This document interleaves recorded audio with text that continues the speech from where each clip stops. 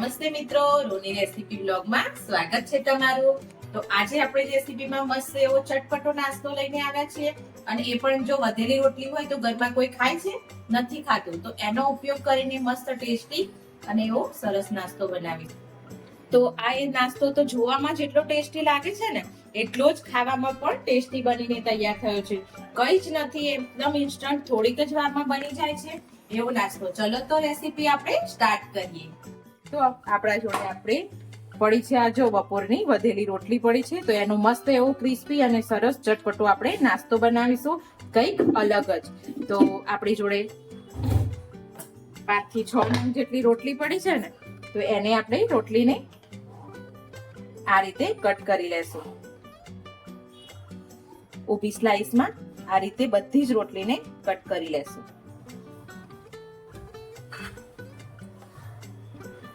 તો અહીંયા આપણે રોટલીને આ રીતે કાપી લીધી, પછી એક રોટલીના આપણે 4 ટુકડા કર્યા।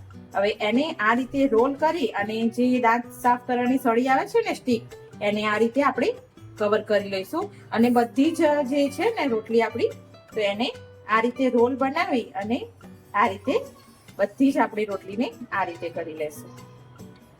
તો આપણી બધી જ કરી લઈએ।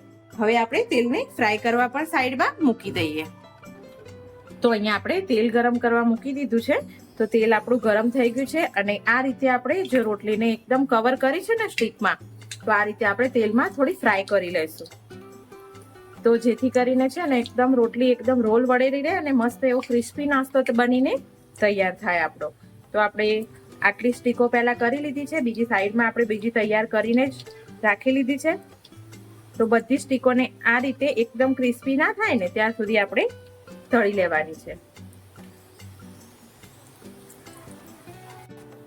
તો જો અહીંયા મિત્રો આપણે સરસ એવા ક્રિસ્પી આપણી રોટલી તૈયાર થઈ ગઈ છે। તો આપણે એ જ રીતે બધી જ રોટલીને રોલ કરીને આ રીતે તળી લેશું ક્રિસ્પી થાય ત્યાં સુધી।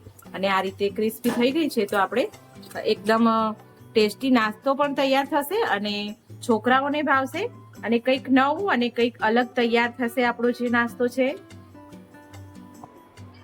તો જો ફ્રેન્ડ્સ, આપણા બધા જ રોલ મસ્ત એવા તળાઈ ગયા છે અને ક્રિસ્પી પણ થઈ ગયા છે। તો આમાંથી આપણે સ્ટીક બધી કાઢી લેશું આ જ રીતે। જો હવે રોલ આપણા ખુલી નહીં જાય તો આ રીતે બધા આપણે કાઢી લેવાના છે। તો જો ફ્રેન્ડ્સ, આપણે બધી જ રોટલીને આ રીતે કરી લીધી છે। તો આપણે હવે એક મસ્ત ચટપટો ટેસ્ટ આપીશું। તો અહીંયા મેં થોડું એવું 1 ચમચી જેટલું એના એ જ વાસણમાં તેલ લઈ લીધું છે, 1 જ ચમચી જેટલું એમાં રવા દીધું છે।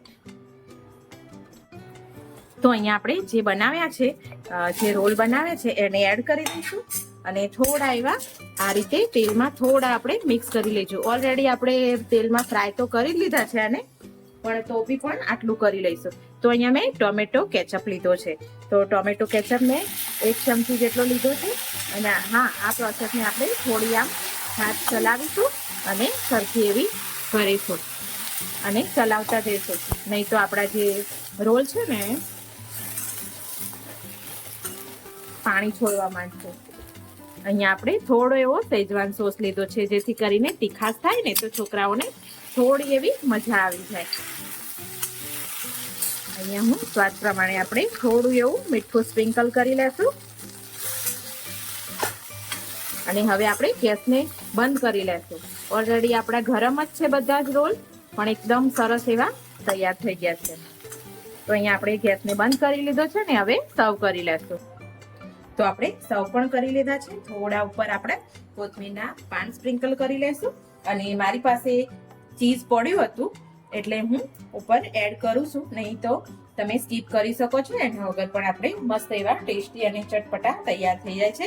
જો વધેલી રોટલીમાંથી એકદમ આપણે કેવો નાસ્તો બનાવી દીધો અને આમ કોઈ રોટલી ખાતું નથી ઘરમાં, તો આ રીતે કરવાથી એકદમ જોરદાર સરસ એવું તૈયાર થઈ જાય છે અને બધાને જ ભાવે એવું તૈયાર થઈ જાય છે। આ વસ્તુને તમે છોકરાઓના લંચ બોક્સમાં કરી આપો ને તો પણ એકદમ ટેસ્ટી લાગે છે। જુઓ, જોવામાં પણ ટેસ્ટી અને ખાવામાં પણ એટલું જ ટેસ્ટી બનીને તૈયાર થયું છે। તો થેન્ક યુ મિત્રો।